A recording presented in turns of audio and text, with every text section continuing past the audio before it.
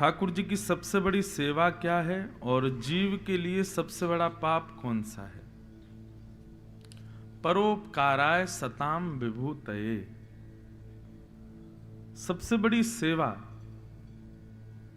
असहाय लोगों की सेवा से ठाकुर जी अति प्रसन्न होते हैं।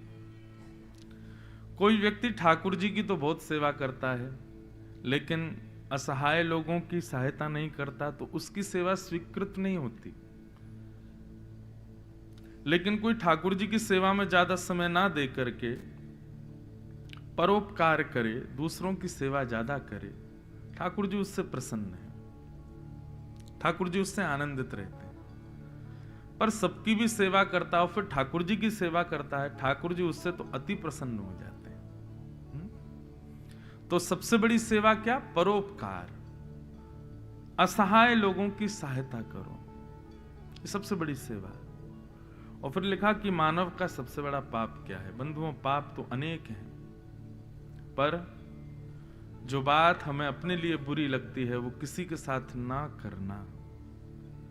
जो चीज हमें अपने लिए बुरी लगती है वो भी हम दूसरों के साथ भी करें, महापाप है। तो इन दो बातों का ध्यान रखो। वैष्णव सेवा, वैष्णव जन तो तेने कहिए जी, पीर पराई जाने रे। जो दूसरों की पीड़ा जानता हो, दूसरों की पीड़ा समझता हो और दूसरों की पीड़ा समझ करके उनकी सहायता करता हो, वो वैष्णव। ठाकुर जी को बहुत, वैष्णव मतलब विष्णु के प्रिय, कृष्ण के प्रिय, नारायण के प्रिय वैष्णव।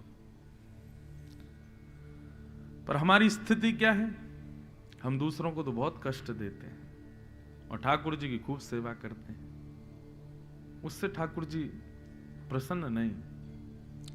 सबसे प्रीति करो, प्रेम करो, सबसे आनंद करो, सबसे उल्लास करो, सबके साथ खेलो कूदो, सबके साथ समत्व भाव रखो और फिर ठाकुर जी के सन्मुख जाओ। ठाकुर जी को वो प्रिय लगता है।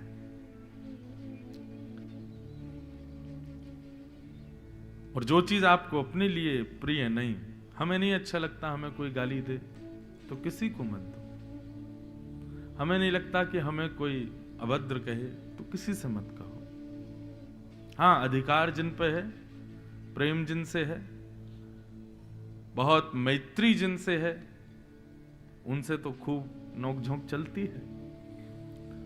वहां तो अधिकार मिल जाता है ना, तो अधिकार तो ठाकुर जी का भी मिल जाता है। कई लोगों को ठाकुर जी को भी सुनाते हैं, कई लोग ठाकुर जी को भी डांट देते हैं, ठाकुर जी को भी जो है दंड दे देते हैं।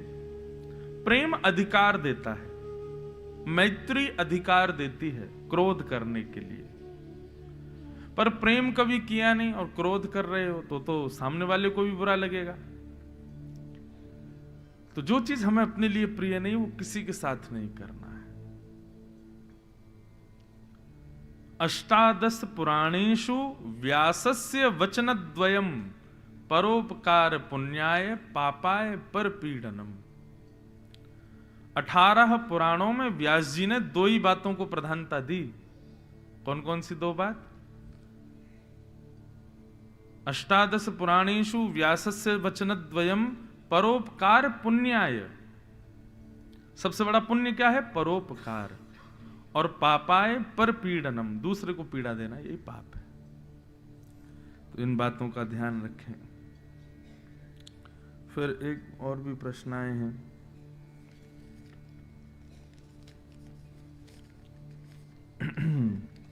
राधेश्याम महाराज जी, ठाकुर जी ने गोवर्धन पर्वत धारण किया था, यह सब लीला से ठाकुर जी कलयुग के जीवों को मूल संदेश क्या देना चाहते हैं? पर्यावरण सुरक्षा। भगवान ने, आप कृष्ण लीला का जब दर्शन करोगे तो ठाकुर जी ने पूरी कृष्ण लीला में पर्यावरण को शुद्ध किया। देखो, कालिया नाग को भगा करके नदियों को पवित्र किया, मृद भक्षण मिट्टी खा करके ठाकुर जी ने सबको यह बताया, जैसे आप अपने भोग की थाली पवित्र रखते हो, ऐसे इस पृथ्वी को भी पवित्र रखो, क्योंकि हम इसको भी सेवन करते हैं, यह भी हमारी भोग्य पदार्थ है। ठाकुर जी ने सॉइल सेव की, वाटर सेव किया, और गिरिराज धारण करके ठाकुर जी ने वृक्ष और पर्वतों की सुरक्षा का संदेश दिया। ठाकुर जी पर्यावरण मित्र हैं, पर्यावरण को बहुत प्रेम करते हैं। तो गिरिराज जी धारण करके मानो ठाकुर जी ने समस्त अपने वैष्णव जनों को पर्यावरण संरक्षण और पर्यावरण सुरक्षा का मूल संदेश दिया। भगवान कहते हैं आपको हमसे प्रेम है तो हमको जिनसे प्रेम है उनसे आप प्रेम करो। भगवान कहते हैं हमको नदियां प्रिय लगती हैं, हमको कुंज निकुंज प्रिय लगते हैं, हमको पर्वत प्रिय लगते हैं, हमको मिट्टी प्रिय लगती है, और हम इन सबको ही बिगाड़ रहे हैं। पर्वतों को ध्वस्त कर रहे हैं, वृक्षों को नष्ट कर रहे हैं, नदियों को दूषित कर रहे हैं, सॉइल खत्म कर रहे हैं, और फिर हम अपने आप को कहलाते कृष्ण भक्त हैं। कैसे होगा? मुझे तो उन लोगों पर ज्यादा प्रशंसा होती, कई लोग ऐसा अभी जागरूक हुए, वो वृंदावन आते हैं तो वो मंदिर बाद में जाते हैं, पहले वृंदावन को जितने लोगों ने गंदा कर दिया उसको पहले वो लोग सही करते हैं। कचरा उठाएंगे अपने हाथों से, पन्नियां उठाएंगे, एक किनारे में रखेंगे। मैं तो एक पहल करना चाहता हूं। आजकल वृंदावन में बहुत भीड़ हो गई है। मुझे अभी किसी का फोन आया, बोले महाराज जी ये सब आपकी वजह से और आप जैसे कथाकारों की वजह से हो रहा है। मैंने क्यों? बोले आप इतनी वृंदावन की महिमा बता देते हैं कि दुनिया भर के लोग भाग आते हैं। मैंने कहा भैया देखो, तस्मात् केनाप्युपायेन मनः कृष्णे निमेषयेत्, किसी भी उपाय से सही मन कृष्ण में लगना चाहिए। भीड़ आ रही है वृंदावन, लोग बाग वृंदावन आ रहे हैं, किसी भी वजह से सही आ तो रहे हैं। हम पहले इसी बात से दुखी थे कि लोग भक्ति नहीं कर रहे, अब लोग भक्ति करना कोविड के बाद में लोगों की बुद्धि बदल गई है थोड़ी। ये कोरोना वायरस जब आया तो भले ही कई लोगों के प्राण गए, कई लोगों को इन्फेक्शंस हुए, कई लोगों के साथ में कुछ भी हुआ, पर एक चीज तो देखने को मिली कि मानव समझ गया भैया केवल कृष्ण नाम ही सत्य है, राम नाम ही सत्य है, उसी का ही आश्रय ले लो। क्यों? बोले कितनी भी सत्ता घुमा लो, कितनी भी साइंस बना लो, कितने भी बड़े बड़े जो है आधुनिक भावों को स्वीकार कर लो, पर अंत तो गत्वा भगवत नाम ही हमारा कल्याण करने वाला है। आज यहां पर श्रोता कमाए, गोपाल जी ज्यादा आए। देखो ओहो, एक ही ड्रेस में आए। ड्रेस कोड जैसे पार्टियों में होता है ना, ऐसे आज गोपाल जी का ड्रेस कोड है। सब एक जैसे बन के, कितने प्यारे लग रहे हैं। देखो भैया, जिनके जो हों वही लेके जाना, दूसरे के मत ले जाना, क्योंकि सब एक से लग रहे हैं आज है? अच्छा, नाम और लिखें। वाह, जैसे फैंसी ड्रेस कंपटीशन में माता पिता अपने बच्चों को ले आते हैं, ऐसे आज सबके गोपाल जी पधारे हैं। बहुत सुंदर। 56 भोग में, दुनिया भर में कथाओं में 56 भोग सजते हैं, यहाँ 56 भोग में गोपाल जी सजे हैं। वाह, बोलो वृंदावन बिहारी लाल की। बहुत बढ़िया कॉन्सेप्ट है। और देखो तिरंगा वाली वंशी है। ठाकुर जी जन गण मन बजाएंगे इसमें। तो हम क्या बता रहे थे, क्या विषय चल रहा था? हाँ, कोविड। तो ये वायरस, कोरोना वायरस जब से आया, लोगों की बुद्धि भक्ति मार्ग की ओर बढ़ गई। परंतु बंधुओं, एक चीज मेरी ध्यान से सुनिएगा। कल रविवार और वृंदावन में अथाह भीड़ थी कल, क्योंकि पुरुषोत्तम माह सब विश्राम हो रहा है ना, इसलिए लोग बाग सब पहुंचे। इतने लोग वृंदावन जाते हैं, सबका एक दो देह जरूर होते हैं सबके। वृंदावन जाएंगे, बिहारी जी दर्शन करेंगे, पहला उद्देश्य। दूसरा उद्देश्य लस्सी पिएंगे। तीसरा उद्देश्य आलू की चाट खाएंगे। और चौथा उद्देश्य ब्रजवासी के पेड़े लेके आएंगे। 4 उद्देश्य हैं कि नहीं? आप सब हंस रहे हैं, इसका मतलब ये बात बिल्कुल सत्य है। परंतु बंधुओं बदलो नहीं, ये उचित नहीं है। वृंदावन के 4 प्रमुख उद्देश्य दूसरे रखिए। सबसे पहला, वृंदावन आते ही सबसे पहले श्री यमुना जी को पवित्र करेंगे, ये भाव रखो। दूसरी बात, वृंदावन की रज पवित्र करेंगे। वृंदावन, सोचो इतने लाख लोग कल वृंदावन में थे, यदि हर व्यक्ति इस भाव से जाए कि मैं सोहनी लेके पूरे वृंदावन में झाड़ू लगाऊं, वृंदावन में कार्यकर्ताओं की जरूरत नहीं है, जितनी भीड़ आ रही है सब अगर झाड़ू लगा दे वृंदावन में तो पूरा वृंदावन कितना पवित्र हो जाए। महाराज कल रविवार को लाखों लोग थे, सबने झाड़ू लगाई होती, वृंदावन में सोहनी की होती, तो आज निश्चित ही ब्रह्म मुहूर्त में श्यामा श्याम भ्रमण करते, पूरा वृंदावन सज गया। दूसरी बात, तीसरी बात, पहली यमुना जी में निष्ठा, दूसरी बात रज में निष्ठा, और तीसरी बात कुंज निकुंजों में निष्ठा।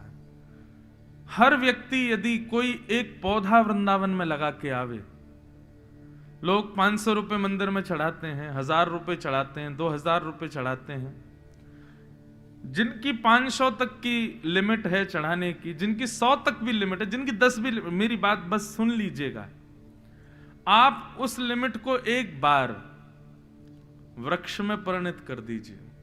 आप जितना सोच के जाते हैं बिहारी जी के मंदिर में चढ़ाना है, उतने धन का पौधे खरीद लीजिए और वृंदावन के कहीं कहीं भी जाकर के उन पौधों को लगा करके आइए।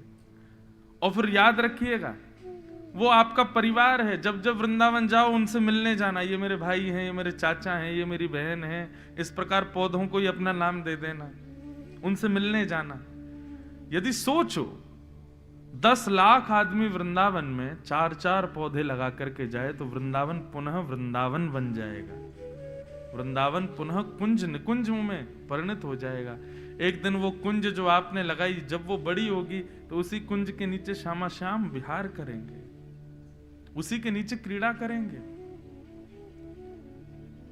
वृंदावन वाले, वृंदावन जाने वाले इन 4 निष्ठाओं को स्वीकार करें। बिहारी जी का दर्शन सबसे लास्ट, सबसे पहले यमुना जी, दूसरा रज रानी, तीसरा वहां के कुंज निकुंज लता पत्रों का संवर्धन, और सब होने के बाद फिर जाते जाते बिहारी जी को प्रणाम।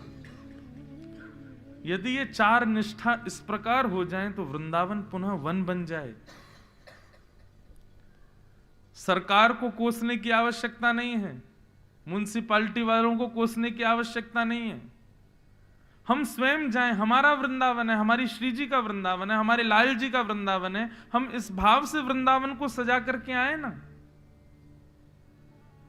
कितना अद्भुत हो जाए वृंदावन। वृंदावन को पुनः वन बनाइए, तब बिहारी जी आपसे ज्यादा प्रसन्न होंगे।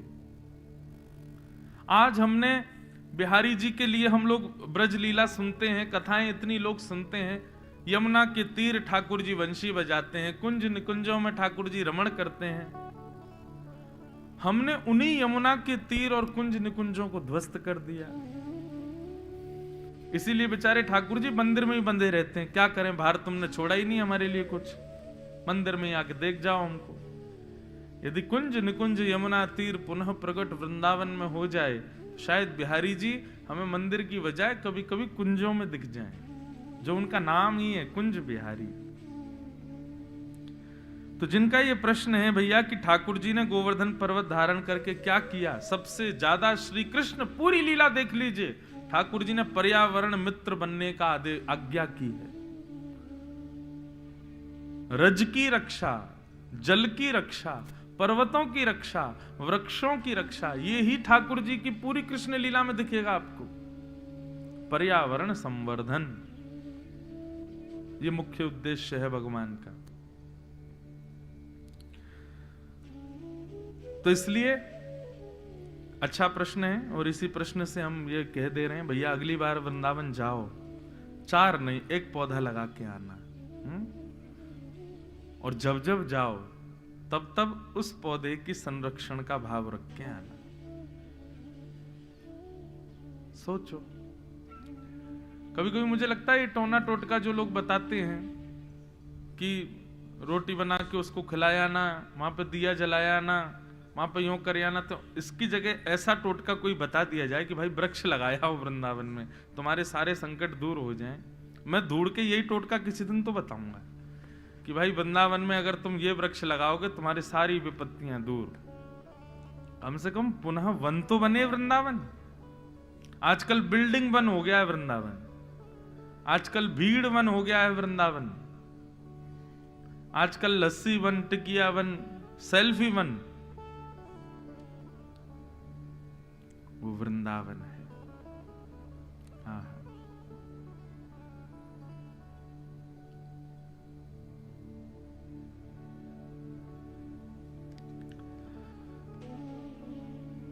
दूसरा प्रश्न है, सुखदेव जी महाराज ने ठाकुर जी के ग्वाल बालों के संग भोजन लीला को समाधि वाणी में वर्णन किया है, भागवत में पढ़ा है। इस समाधि वाणी का अर्थ क्या है? बंधुओं, पूरी भागवत की कथा, केवल वो लीला नहीं, संपूर्ण भागवत की कथा समाधिस्थ भाषा है।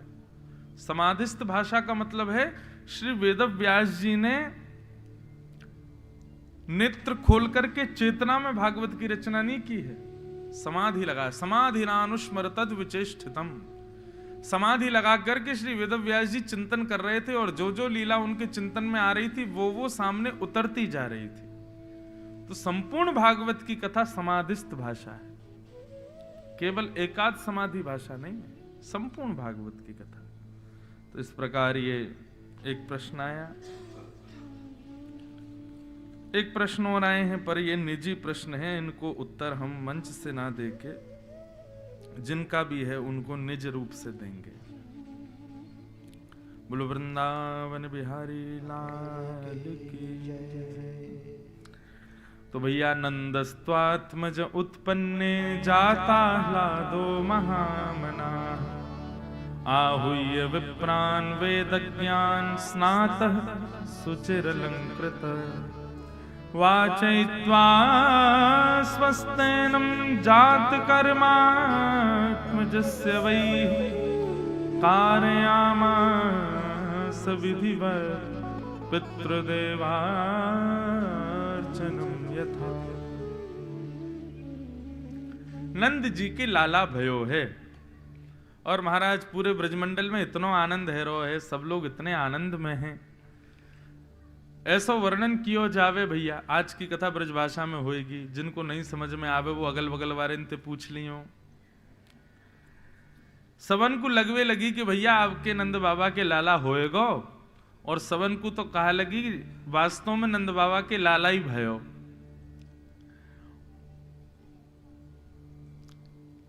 नंद बाबा ने, मैंने 2 बार शायद इस कथा में इस बात को प्रधानता दी, नंद बाबा ने पुत्र की याचना की, पर किस भाव से की? गौ सेवा, संत सेवा, भगवत सेवा, विष्णु आराधनार्थाय, इस भाव से पुत्र की याचना की, तो उनके पुत्र के रूप में साक्षात भगवान ही पधारे। हम ठाकुर जी से वस्तु मांगे, लेकिन वस्तु का उद्देश्य क्या है, ये प्रधान बात है।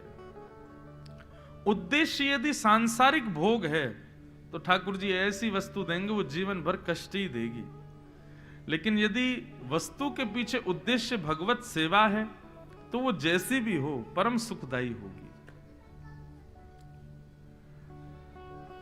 नंद बाबा के यहां लाला उत्पन्न हुए और ब्राह्मण देवताओं ने आकर के स्वस्ति वाचन किया। बंधुओं, हमारे सबके घर पे भी कोई ना कोई उत्सव मनते हैं, बच्चों के जन्मदिन के होते हैं या बच्चों का जन्म होता है। हम लोग आधुनिक चीजों को ज्यादा प्रायोरिटी देते हैं, हमको लगता है आनंद उसी में है, ऐसा नहीं। कभी आओ हमारे ठाकुर जी के उत्सव में हम दिखाएं आनंद किसे कहते हैं। आधुनिक स्थिति केवल केक कट कर रहे हैं और कैंडल्स बुझा रहे हैं, गुब्बारे फोड़ रहे हैं, ये सारे आतंकवादियों वाले काम क्यों करते हैं हम? आतंकवादी क्या करते हैं? बिजली गोल कर देंगे, अंधेरा कायम रहे, साकाल। हम भी यही करते हैं। दिए बुझा देते हैं। आतंकवादी क्या करते हैं? काट पीट मचाते हैं। हम भी यही कर रहे हैं, काट रहे हैं महाराज, सान देते हैं एक दूसरे को। आतंकवादी क्या करते हैं?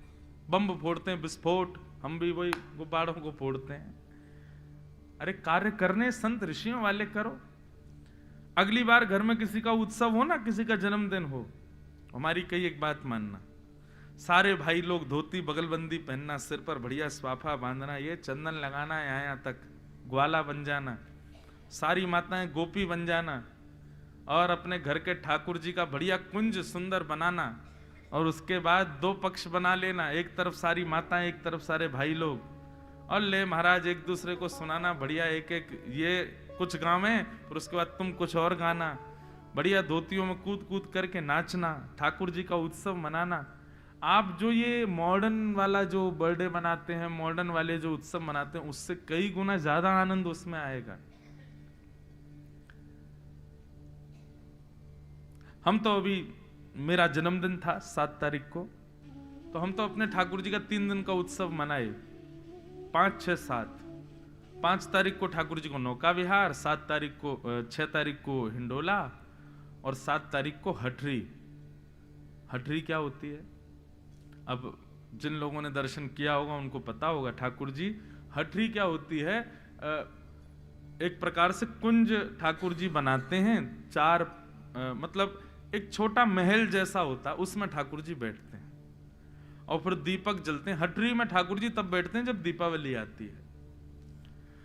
अच्छा, हटरी का एक इतना सुंदर भाव है। हटरी का मतलब क्या है पता है? ठाकुर जी अपनी दुकान खोल के बैठते हैं नंद भवन के बाहर। जैसे ही दीपावली आती है तो ठाकुर जी अपनी दुकान खोलते हैं, नंद बाबा के पीछे पड़ जाए, बाबा मुंह को दुकान बनवाओ। बोले काय की दुकान? बोले कोई जलेबी बेच रहा है, कोई दिए बेच रहा है, कोई पटाखे बेच रहा है, कोई मिठाई बेच रहा है, मैं बेचूंगा। तो नंद बाबा बोले कहाँ बेचेगो? बोले जितनों सामान है घर में सब बेच दूंगा। और ठाकुर जी पीछे पड़ पड़ के नंदरानी यशोदा से एक दुकान बनवाते हैं अपनी, और वह दुकान में पूरे नंद भवन की सामग्री लेके आ जावे। और बेचे कैसे हैं? पैसा ना लें, वाक्य बदले स्नेह मांगे। जितने ब्रजवासी सामने से जामे, सबन को रोक रोक के ठाकुर जी सब बांट दें, और बदले में कोई धन ना लें, केवल फ्री में मुफ्त की दुकान लगा में ठाकुर जी, वही को हटरी कहें। इतनी प्यारी लीला होती है ठाकुर जी की, मुफ्त की दुकान। और वहां भीड़ लगे महाराज, पूरे गोकुल के लोग सब आ जाएं, सब मांगवे के काजे, ठाकुर जी सब लुटा दें, और नंद बाबा यशोदा भी लाला को खूब संग दें, सब सामग्री लुटा दें महाराज। तो दीपावली को सब लोग इंतजार करें कि भैया लाला की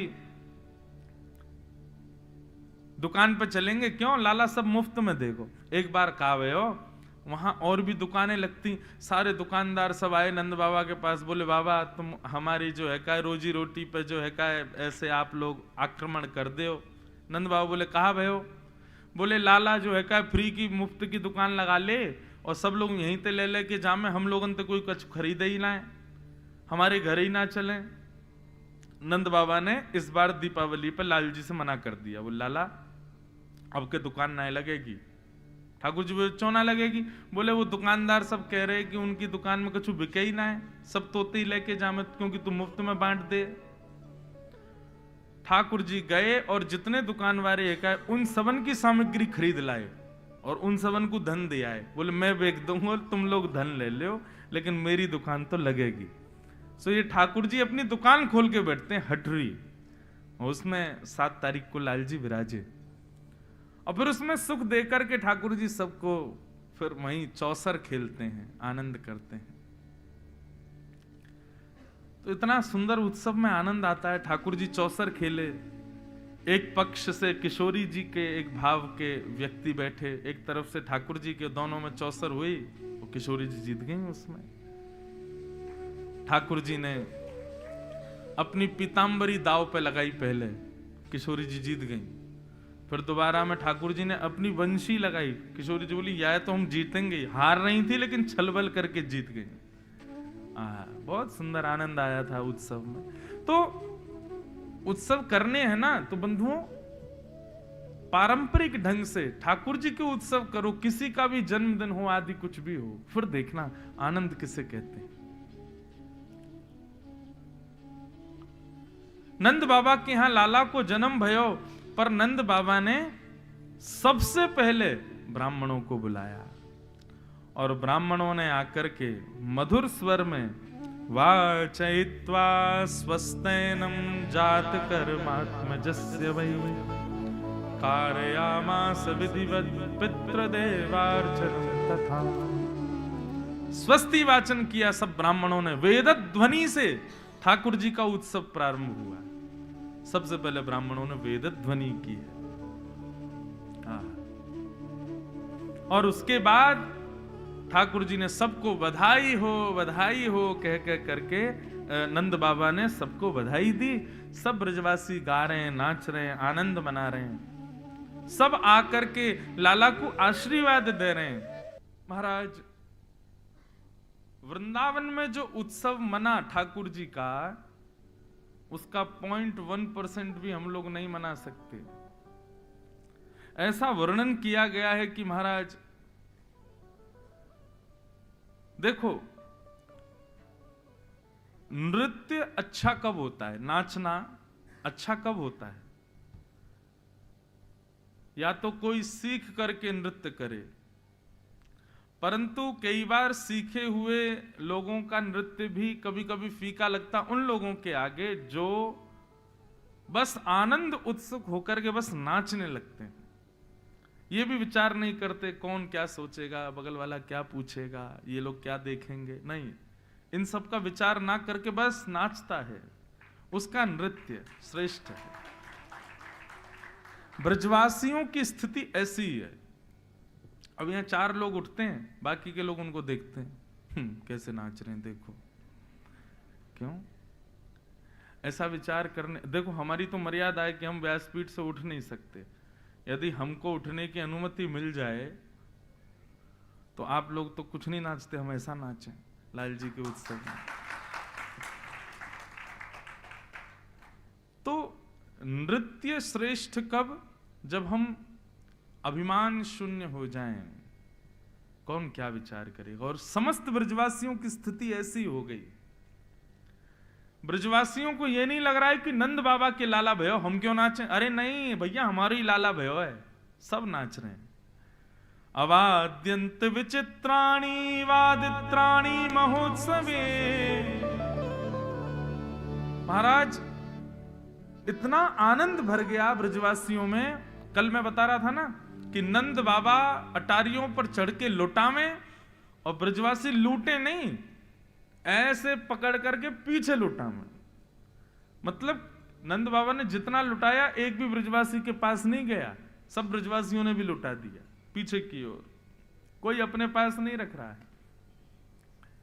हमारी आपकी तरह नहीं दूसरे के भी छीन के भाग रहे, ये मुझे दे रहे थे महाराज जी, तूने बीच में हाथ लगा दिया, नहीं, सब एक दूसरे को बांट रहे हैं।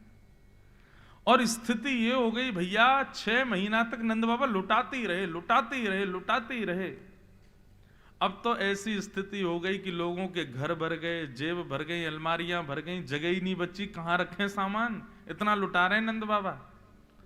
तो जितना लुटा रहे थे नंद बाबा, वो सब वृंदावन की रज में ही मिल गया। मानो रजों ने लूटा हो, वृंदावन ने लूटा हो, ब्रजधाम ने लूटा हो ठाकुर जी की बधाई को। अद्भुत, वर्णन का विषय नहीं है। भगवान कृष्ण के जन्मोत्सव के उत्सव का वर्णन नहीं किया जा सकता है। जो वर्णन यहां पर किया गया है वो समझने का विषय ही नहीं है, परे है, हमारी सोच से परे बात है। अवाद्यंत्र विचित्राणि, इसके पीछे मैं कभी कभी उदाहरण देता हूं कि भैया उत्सव चल रहा है, वाद्य बज रहे हैं, वाद्यों की अवधि होती है, 2 घंटा बजेंगे, 4 घंटे बजेंगे, 10 घंटे बज जाएंगे, 1-2 दिन बज जाएंगे, लेकिन 6 महीना तक कौन सा वाद्य बजेगा? 6 महीने तक अनवरत दिन रात वाद्य बज रहे हैं। तो भैया वाद्य तो 2-4 दिन में सब खत्म हो गए, टूट टाट गए। उसके बाद क्या बज रहे हैं? बोले विचित्र विचित्र वाद्य बज रहे हैं, थाली बज रहे हैं, कांसे बज रहे हैं, ढोल वगैरह तो बचे नहीं, तो दीवारी पीट रहे हैं लोग, जमीन ही बजा रहे हैं। एक दूसरे की कमर पे तबला बजा रहे हैं, खोपड़ी पीट रहे हैं। इस प्रकार मुंह से विचित्र विचित्र आवाज निकाल रहे हैं। अवाद्यंत्र विचित्राणी वादत्राणी महोत्सवे। बस उत्सव रुकना नहीं चाहिए। 4-4, 10-10 लोगों के झुंड बन गए और आपस में सब बैठ बैठ करके केवल बधाइयां गा रहे हैं, कान पे हाथ धर धर के। सब चारों ओर से घेर रखा है नंद भवन को। वो स्थिति विचार करते हैं, कभी सोचते हैं तो लगता है कैसी रही होगी।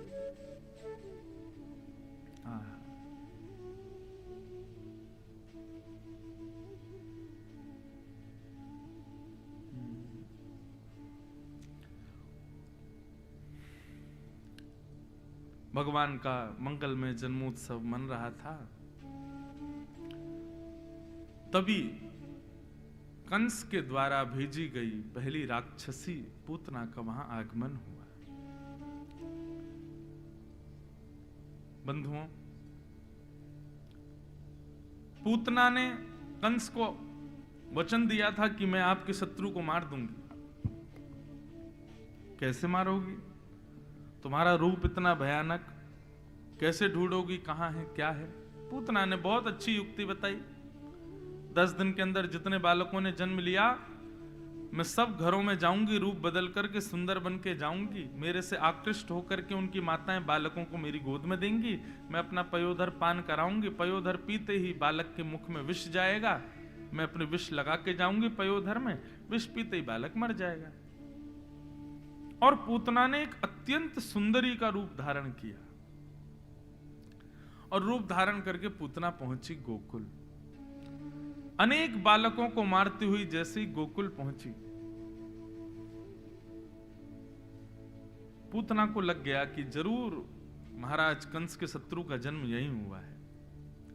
और जैसे ही प्रवेश किया गोकुल में, उसकी मधुर चाल, सब बनावटी थी। चाल भी बनावटी, रूप भी बनावटी, मुस्कान भी बनावटी, सब कुछ उसका बनावटी था, बस दूसरों को आकर्षित करने के लिए। क्यों? क्योंकि पूतना जानती है कि मानव स्वभाव है, वो अनजान व्यक्ति पर भी विश्वास कर लेता है यदि उसके वस्त्र सुंदर हो और रूप सुंदर हो।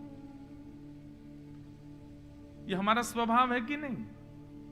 कोई अनजान व्यक्ति हो लेकिन उसके वस्त्र ज्यादा बढ़िया ना हो, रूप भी इतना सुंदर ना हो, हमारा विश्वास नहीं होगा। लेकिन अनजान व्यक्ति है, वस्त्र अच्छे पहने, रूप अच्छा है, तो हमारा उस पर विश्वास अपने आप हो जाता है। बुरा नहीं मानिएगा, पर बंबई अधिकतर पूतना की नगरी है। आप सब नहीं, पर यहां पर सब बनावटी रहते हैं, सबको लुभाने वाले, सबको अपनी ओर आकृष्ट करने वाले, आकर्षण करने वाले। उनका चेहरा बनावटी, वस्त्र बनावटी, हंसी बनावटी, बाल बनावटी, नाक बनावटी, आंख बनावटी, बोली बनावटी। आप लोगों की नहीं कह रहा, मैं उन लोगों की बात कर रहा हूं जो सबको और कौन आकर्षित करते हैं ये सब जानते हैं। कौन आकृष्ट करता है सबको, सबको पता है। एक ऐसी इंडस्ट्री है यहां पे जो सबको केवल अपनी अंदर से भयंकर टूटे हुए हैं, अंदर से रो रहे हैं, चीख रहे हैं, चिल्ला रहे हैं, लेकिन अपने रूप आवरण ऐसा बनाएंगे कि महाराज सामने वाला कहे ओहो यही है बस।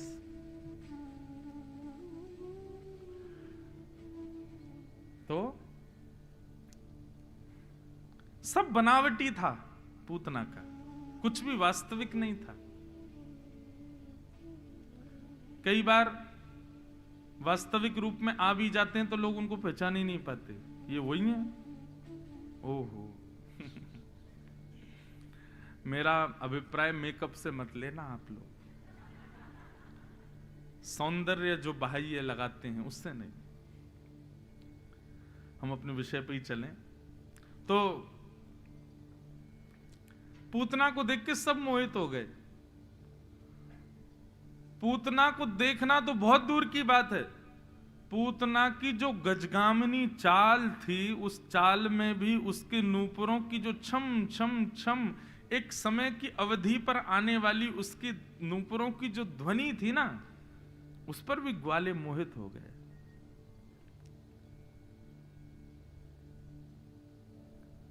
छम छम छम पायल की झनकार सुन रहे हैं, ग्वाल वाल सब गा रहे हैं, नंद घनानंद भयो जय कन्हैया लाल की। जैसी छम छम आवाज सुनी तो पीछे मुड़ करके ऐसे देखा, ऐसे देख करके जैसे ही सामने देखते तो स्तब्ध हो जाते और पीछे देखे पर उसी को ही देखते। नूपुरों की ध्वनि देखो, गजगामिनी चाल देखो, इसकी मनोहर नेत्र देखो, नाक देखो, मुस्कान देखो, सब मोहित हो गए पूतना के ऊपर। कितनी सुंदर। आप कहेंगे कि पुरुष मोहित हुए होंगे ना, गोपियां भी मोहित हो गई। कुछ गोपियों के पास जाकर के पूतना ने केवल इतना कहा, अरे सुनो ये नंद भवन कहाँ है? तो पहले तो स्वर सुन के गोपियों के आंख बंद हुए, बोले आहा इतने मधुर स्वर, कौन है भैया? पीछे मुड़ करके देखा तो रूप देख करके तो मुंह खुले रह गए, आंखें खुली रह गई, इतनी सुंदर। भैया हमने तो ब्रज में कभी इतनी सुंदर कोई देखी नहीं, कौन है ये? नंद भवन कहाँ है? बोले ये 2 यमलार्जुन के जो वृक्ष जिस आंगन में है वो ये नंद भवन, जाओ। 2-4 ग्वाले तो दौड़े दौड़े मैया के पास गए, बोले मैया तू बहुत पीछे पड़ी रहे, मेरा ब्याह कर ले, मैं तैयार हूं ब्याह करवे को। कौन ते करेगा? देख वो जा रही, का बात करा दे, कितनी सुंदर है मैया, यही ते करा दे हमारा ब्याह। कहने का अभिप्राय पूतना ने सबको अपनी ओर आकृष्ट कर लिया, आकर्षित कर लिया अपने रूप से, अपने भाव से, अपनी बोली से, जो कि सब बनावटी था। पूतना ने जैसे ही नंद भवन में प्रवेश किया, यशोदा मैया भी मोहित हो गई पूतना के ऊपर, इतनी सुंदर। अरे विधाता, मेरो लाला या तो कछु साल पहले ही जन्म ले ले तो, या ये कछु साल बाद जन्म लेती तो यही तो ब्याह कराती अपने लाला को, इतनी सुंदर बहू।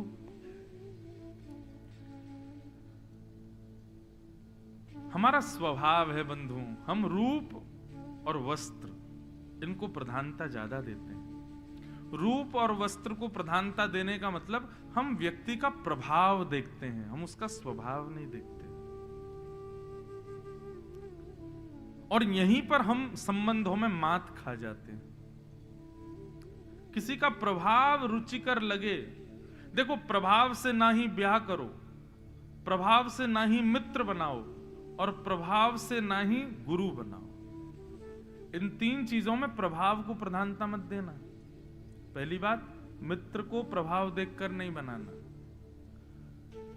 पत्नी और पति, अपना जीवन संगी, उसका भी प्रभाव मत देखना, उसके प्रभाव कैसा, वो पढ़ने में कैसा, या पढ़ाई तो बहुत दूर की बात, उसका रूप या उसका श्रृंगार या उसका जो उसके रूप आवरण है बाहर के, उस पर रीझ करके ब्याह मत करना। और तीसरा, गुरु भी प्रभाव देख करके मत बनाना।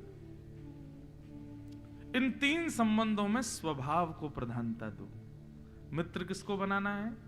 रूप भले ही नहीं है, स्वरूप भले ही नहीं, स्वभाव बहुत अच्छा है। पति या पत्नी जीवन संगी किसको बनाना? रूप भले ही इतना शोभादायी नहीं है, स्वभाव बहुत मधुर है। और गुरु भी प्रभावशाली कितने हैं ये देख करके नहीं, स्वभाव कैसा है, ठाकुर जी के प्रति प्रीति कैसी, ये देख करके बनाओ।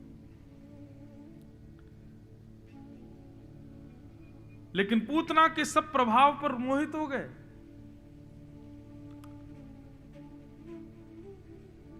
आहा, इतने में ही कुछ सखियां आई, आकर के नंदरानी को बोली कि चलो बाहर कुछ करना है, कोई पूजा करानी है लाला के लिए। तो यशोदा मैया बोली अब कैसे जाऊं, लाला तो अभी सोया है। पूतना बोली मुझे दे जाओ। और मैया को इतना विश्वास कि यशोदा मैया ने लाला को दे दिया और चली गई। अब देखो अब हुआ क्या, जिसके रूप पर, जिसकी चाल पर, जिसकी बोली पर, जिसके एक एक अंग पर सब मोहित हो गए, ठाकुर जी ने उसकी गोद में जाके आंखें बंद कर ली। आंख तो बंद करी करी, ऊपर से हाथ और रख लिए यूं। 6 दिन के ठाकुर जी। क्या फायदा ऐसे प्रभाव का जिससे संसार रीझ गया लेकिन ठाकुर जी नहीं रीझे। मीराबाई को कोई फिक्र नहीं थी कि मुझसे कोई रीझे ना रीझे, मेरे श्याम सुंदर मुझसे रीझे बस। सूरदास को कोई चिंता नहीं थी कि कोई मुझे अंधा कहे, कोई मुझे नेत्रहीन कहे, कोई कुछ कहे, मेरे श्याम सुंदर मुझसे रीझे बस।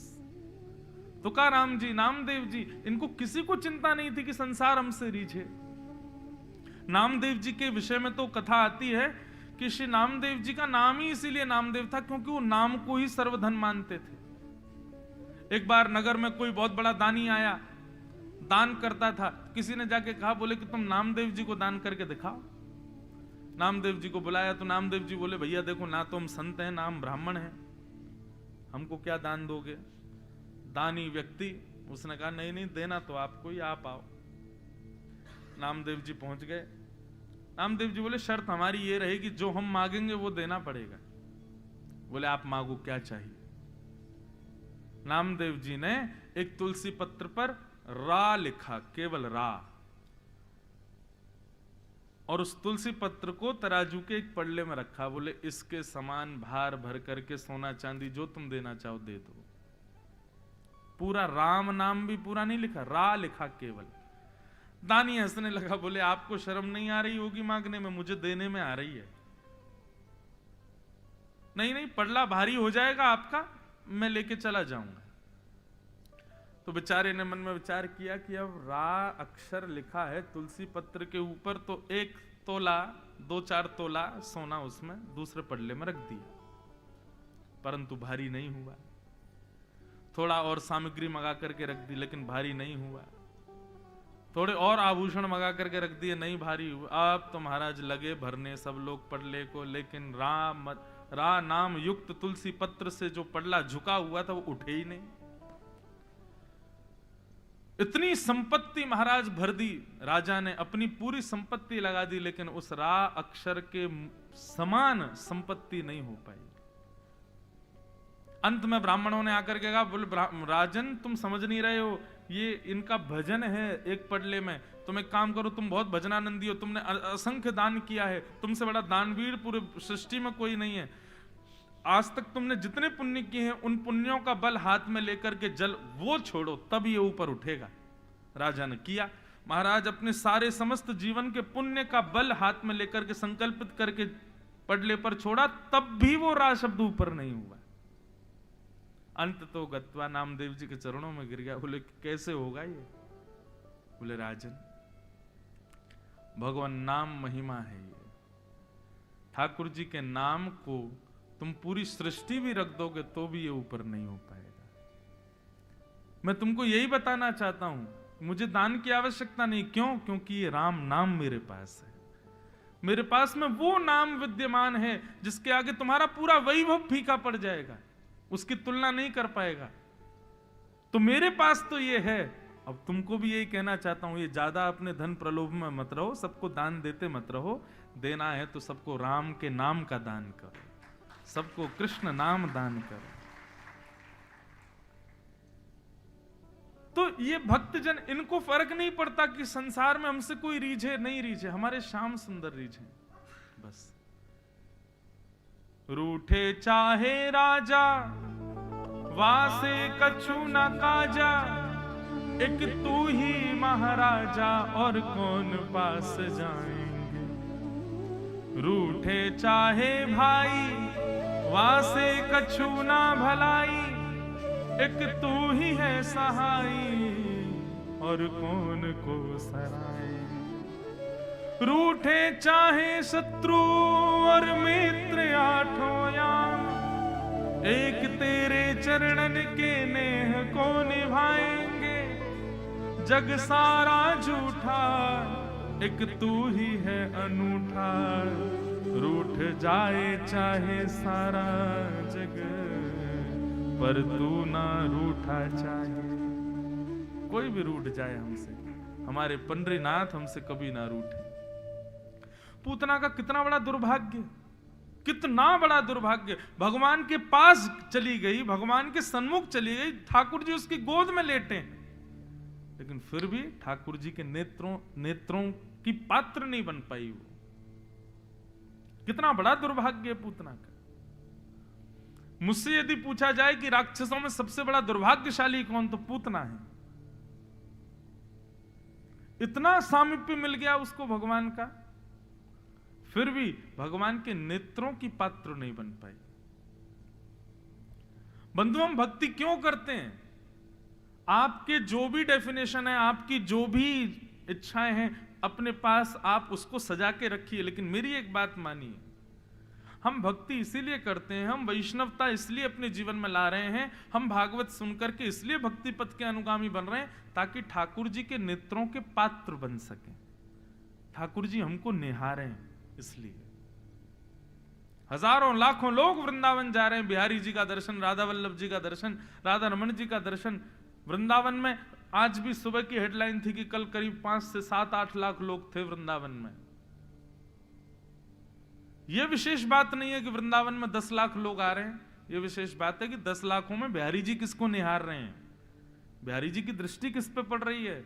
श्री राधारमन लाल जी को कौन, राधारमन लाल जी किसको देख रहे हैं, सब राधारमन जी को देख रहे हैं, ये बड़ी बात नहीं, उनकी दृष्टि किस पर पड़ रही है, ये बड़ी बात है।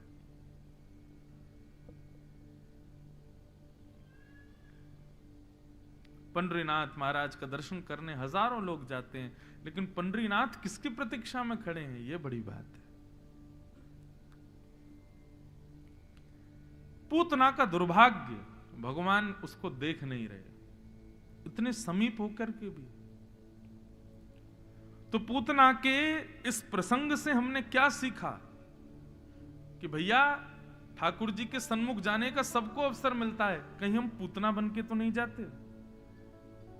और पूतना ने गलतियां क्या की, बहुत सारी गलतियां हैं पूतना की, लेकिन कुछ गलतियां ऐसी हैं जो हमको भी नहीं करनी है।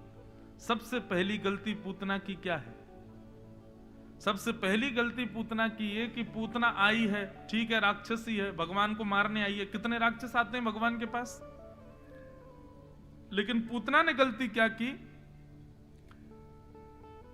जितने भी ब्रजवासी भगवत भजन कर रहे थे, जितने भी ब्रजवासी ठाकुर जी का नाम जप कर रहे थे, जितने भी ब्रजवासी भगवान का उत्सव मना रहे थे, उन सबको अपनी ओर आकर्षित कर लिया। वैष्णव कथा सुन रहा है, भजन कर रहा है, कीर्तन कर रहा है, अपने ठाकुर जी को याद कर रहा है, और उस बीच में यदि आप वाधक बन रहे हो तो ठाकुर जी आपको भी नहीं निहारेंगे। इसलिए बंधुओं, कभी भी कोई भजन में व्यस्त हो, भगवत सेवा में लगा हो, भगवत स्मृति कर रहा हो, कथा सुन रहा हो, आप बाधा मत बनिए, क्योंकि यदि आप बाधक बने तो आप पूतना हो। कई लोगों को मैं देखता हूं मंच से, यहां की बात नहीं है, कहीं भी वो लोग कथा में इतने व्यस्त रहते हैं, इतना आनंद रहता है उनको कथा सुन रहे होते, लेकिन अगल बगल वाले उनको पोक ही करते रहते हैं, उनको छेड़ते रहेंगे, कोई ना कोई बात बोलते रहेंगे। व्यास जी तो बढ़िया है, चुटकुल्ला तो सुनाते नहीं कथा में, व्यास जी तो बढ़िया, भजन तो गा ही नहीं रहे, इतनी देर हो गई, ऐसा कुछ गा ही नहीं रहे जिस पे हम नाचें। ऐसी ऐसी बातें करके जो दूसरों को कथा सुनने से रोकते हैं, वास्तव में वो पूतना ही हैं। ठाकुर जी उनको देखेंगे नहीं। कई लोग मंदिर जाते हैं, मैं वृंदावन रहता हूं ना, तो मैं मंदिर जाने का समय ऐसा रखता हूं कि ज्यादा भीड़ ना हो। क्यों? क्योंकि अब क्या है कि हम कथा करने लग गए, लोग बाग जानते हैं, तो मंदिर में ठाकुर जी के सामने हम पहुंचे तो फिर सब लोग फिर प्रणाम करते हैं, वंदन करते। अब उनकी प्रणाम नहीं लो तो बुरा लगता है, और प्रणाम लो तो फिर ये लगता है ठाकुर जी यूं कहेंगे दारी के आगो यहाँ पे मोए प्रणाम करवावे की जगह खुद प्रणाम करवा रहा है, तो बड़ा विचित्र लगता है। तो इसलिए मैं अधिकतर या तो शयन कर रहे हो ठाकुर जी तब जाता हूं, या सुबह सुबह मंगला में 4 बजे, ताकि उस समय ज्यादा लोग पहचाने ना, और थोड़ा हुलिया बदल के जाते हैं, थोड़ा बदल के अपने आप को, ताकि लोगों को ज्यादा पता नहीं चले कौन है, तो उससे फायदा रहता। लेकिन कई लोग ऐसे मैंने देखे मंदिर में, वो ऐसे बन के जाएंगे, या फिर अपना ऐसा प्रभाव बिखेरते हुए जाएंगे कि सबकी नजर उन पे ही चली जाती, राधा रमन जी को कोई निहारता नहीं। मुझे फिर मन में ये आता, देखो आ गई पूतना, देखो सबको अपनी ओर आकृष्ट कर लिया। ऐसे ही कथाओं में भी यदि कोई विघ्न डालता है, कथा के बीच में कहीं संत आमे, महापुरुष आमे, कोई श्रेष्ठ जन आमे, जो उस कथा को और सजाने वाले हैं, उनसे दिक्कत नहीं, पर कथा के बीच में कई बार ऐसे लोग आते हैं, वो सबको चीड़ते हुए जाएंगे, पूरी जनता को कूद फांद करते हुए बैठेंगे, कहीं पे कुछ कहीं पे कुछ, तो सबका आकर्षण जब उनकी ओर जाता है तो फिर मुझे लगता है, मैंने कहा काय को पूतना बन रहे हो भाई, कथा में तो झुक करके आए, बैठ गए, पता भी नहीं चला कहां बैठे कैसे बैठे। कथा से जाना है तो ऐसे गए कि महाराज अगल बगल वालों को भी पता नहीं चली कि चले गए। क्यों? क्योंकि सब कथा सुनने में व्यस्त हैं। उस समय आप बीच में बाधक मत बनो, क्योंकि ठाकुर जी से जब स्नेह प्रारंभ होता है ना वैष्णव का, तब ठाकुर जी भी उससे स्नेह करने लगते हैं, और बीच में कोई वादक बनता है तो फिर नाल जी ठाकुर जी को वो प्रिय नहीं। तो पहली गलती क्या है पूतना की, कि पूतना ने, ठीक है तुम जैसी भी बन के आई, रूप बदल के आई, सबको अपनी ओर आकृष्ट क्यों किया तुमने? केवल विश्वास जगाने के लिए, कि सबका मुझ पर विश्वास हो जाए कि मैं अच्छी हूं, मैं बुरी नहीं हूं। इसमें एक बात और आती है बंधुओं, कई बार लोगों के बीच में यह सिद्ध करने के लिए कि हम भक्त हैं, हम कई बार भक्त होने का आडंबर करते हैं, नाटक करते हैं। कई लोगों को ऐसे देखा गया। अरे नहीं करते तो नहीं करते, नहीं होता तो नहीं होता, लेकिन ये बात क्यों बतानी है हमें कि भाई हम तो बहुत बड़े भक्त हैं, हम तो, ये जहां कहीं भी आप आडंबर के भाव में आते हैं ना भक्ति के विषय में, पूतना है, ठाकुर जी को वो प्रिय नहीं। तो ये पहली गलती पूतना की। और दूसरी गलती क्या है? दूसरी गलती पूतना की ये है कि तुम जैसी भी हो, तुम जो भी हो, ठाकुर जी ने तुमको उसी रूप में ही देखना स्वीकार किया है, और तुम अपना रूप बदल के आई हो। मेरा रूप बदलने से मतलब श्रृंगार से नहीं है बंधु, आप इस बात को मत लीजिएगा, खूब श्रृंगार करो, कोई दिक्कत नहीं। रूप बदलने से मतलब है हमारा आंतरिक स्थिति हमारी जैसी है, हम वैसे ठाकुर जी के पास जाएं, उसको बदल के ना जाएं। पूतना है कौन? राक्षसी, लेकिन बन के क्या गई? लक्ष्मी। ये उसकी बहुत बड़ी गलती है। ठाकुर जी के सामने तो जैसे हो वैसे जाओ। हमारे भीतर काम है, क्रोध है, लोभ है, ईर्ष्या है, द्वेष है, मोह है। मैं तो अपनी कथा में इस बात को कहता हूं, भैया ये वैद्य हैं, ये जो पीछे बैठे हैं हमारे वैद्य हैं, डॉक्टर हैं, और डॉक्टर के सामने तो रोग लेकर के जाओ, तभी तो चिकित्सा होगी। हम सब जानते हैं हमारे भीतर कितने रोग विद्यमान हैं। किसी के अंदर काम ज्यादा, किसी के अंदर क्रोध ज्यादा, किसी को लोभ ज्यादा, किसी को द्वेष ज्यादा, किसी को विषय आसक्ति ज्यादा, किसी को विषय भोग की स्थिति ज्यादा। क्या करें? ठाकुर जी के सामने जाओ, हे नाथ हम तो ऐसे हैं, आप स्वीकार करो। वैद्य के सामने अपने रोगों को लेकर के जाओगे तभी तो चिकित्सा होगी। लेकिन हम क्या करते हैं तो बहुत क्रोधी, हैं तो बहुत लोभी, हैं तो बहुत प्रकार के व्यसनों से आसक्त, पर दिखाएंगे ऐसा ठाकुर जी के सामने जाके कि हम तो परम वैष्णव हैं, हम तो परम शांत हैं, हमें तो क्रोध आता ही नहीं, हमें तो विषयों की कोई आसक्ति नहीं। इस प्रकार नहीं। ठाकुर जी के सामने जैसे हो वैसे जाओ। पूतना की तरह रूप बदल के नहीं।